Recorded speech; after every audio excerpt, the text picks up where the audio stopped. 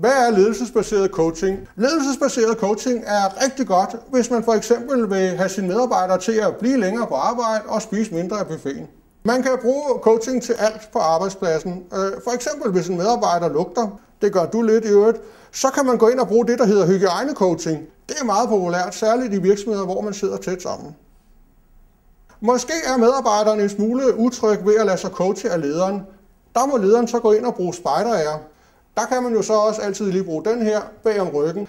Det skal man så passe på i åbne kontorlandskaber. Det kan gå meget galt. Men helt grundlæggende, hvad er en leder?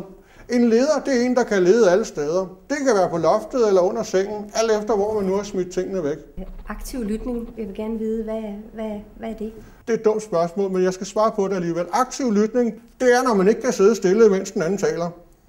Jeg arbejder altid ud fra behovspyramiden, og den er sådan, at nederst er de ansatte, så kommer lederen, og til sidst coachen, som skal have dækket alle sine behov. Positiv feedback er utrolig vigtigt, når man arbejder med coaching. Hvis en medarbejder for eksempel er meget tilbagetrukken og genert, der vil jeg gå ind og fremhæve det positive og sige, ja, men så skal vi da ikke høre så meget på dig. Kan I se det? Det kan man bruge. Kan I se det? Det tror jeg ikke, I kan.